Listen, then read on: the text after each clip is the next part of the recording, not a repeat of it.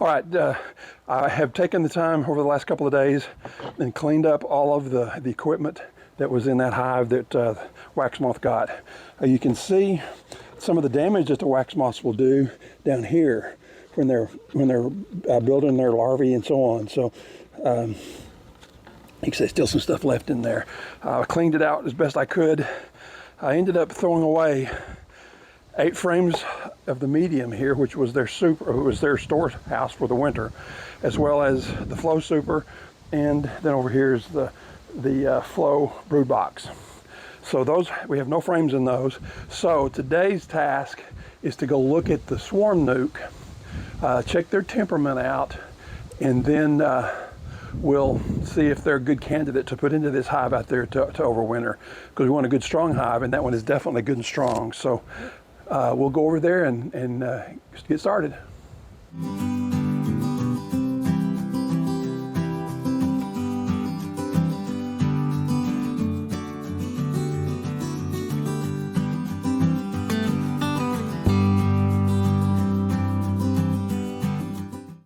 Okay, if you'll remember from our swarm video, the one where the bees actually walked into the hive, this is that nuke. So the current plan, unless something changes, is where I'm going to check the aggressiveness of this hive, and if it's as good as I think it is, then we will use this one to fill out where the corner hive was. One of the things I've got to do though is get this feeder off. So we're going to put a standard inner cover on, that way you can strap it down tight, so when we move it, we'll be in good shape. So I'm going to smoke them a little bit.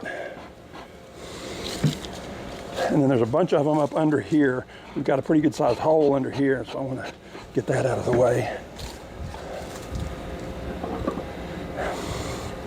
And so what we'll do is again just lift this off, and then we'll take this part off. This is this is just a feeder shim that we built to work on the nukes, and that's good. There's not that many hanging out on the outside, but there are a bunch of them right in here. So what we'll do is we'll just try to get them all shook down inside. If not, hopefully they'll find their way. One of the things I want to do is I want to check out and see what kind of inventory of frames that we have for here.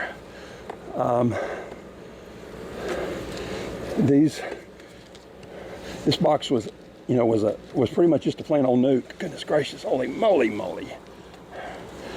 Tell you what that is. That was honey. So these girls have been really busy since we took them out of captured the swarm. So that's good to know. So if they've got that up here, then the assumption is going to be there's brood downstairs.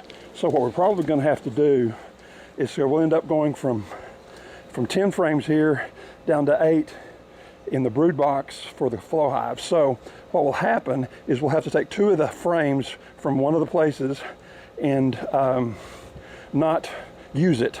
And hopefully we can just take honey frames, and then they'll be able to have brood. And then what we'll do is we'll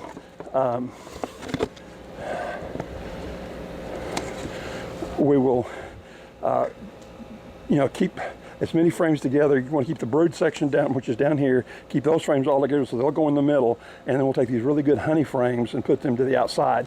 That'll take care of the lower portion, but we still going to have a problem with the medium box. So typically what we do with these nukes is we call them resource hives.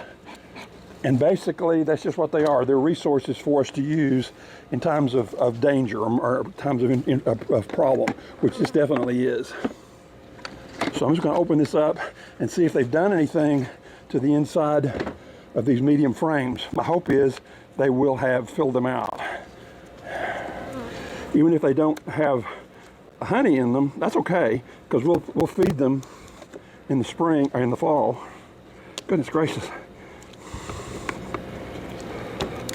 There we go. It leads me to believe they've been up here a lot. Now, if they've just built them out, we'll be in good shape. I'm hoping and praying that they have built them out. It's hard to get in here.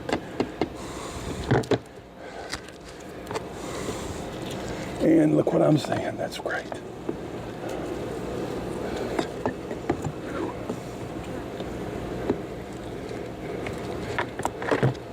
Okay, this is great. This is awesome. Not only have they filled most of it out, you can see the nectar in it. So there's a nectar flow going on right here. You can see the nice sweet nectar in here. So, okay, this is a plan coming together. You know, you kind of have to go on what you have available to you and kind of almost be thinking on your feet as you go through this process. So, and that's what we're doing. I've been thinking about it since I discovered the problem. And so the plan as it stands right now, doesn't mean it won't change, is now that we have this thing ready to be strapped and moved, we'll move it out to the corner and let it set. Now people are going to say, oh, you know, you can't move a hive, you got to move it, you know, 3 feet or 3 miles. Well, I don't have a choice at this point. We need to get that hive ready up before they can start preparing for winter. So my plan is to shut the entrance down, and just before we move it out there, set it in place about close to where we're going to have it. And I'll use my little trailer that you probably saw just a little bit ago, and we'll roll it out there, let it set close to where the corner hive is or was, and then before we take off the cover that we're going to shut down, we'll put a branch over it and kind of confuse them. So I've heard from many places that if you do that, if you cover up, you know, if you might put a twig or a branch or something over the entrance when they come out, it's confusing to them, and so they'll start taking orientation flights. And that's when they do that, that's when they'll know where home is.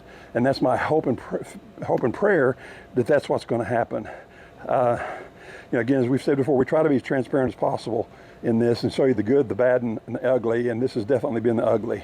So we're in good shape. I feel really good about what we're going to do, and just hope we don't lose too many bees. The good thing about it, even if some of the bees do try to come back here, they'll probably just go into this hive or the horizontal. But my hope is by sealing it down early in the morning before anybody gets out and moving it out there, then that will help them to figure out that's where home is. So only way I know to do is try it. If you have any questions or suggestions, well, at this point I would love some suggestions. You know, if I could put them on my little trailer and move them 3 feet at a time, but I really don't have that option. I've got some tree trimmers and tree removal. They're going to move this tree back here behind me, and I've got on Monday, so I've got to get all this stuff moved and out of the way, because they're probably going to have to move this anyway, and that's going to cause a problem. So that's the plan at this point. But when the next segment of this we'll film a little bit later.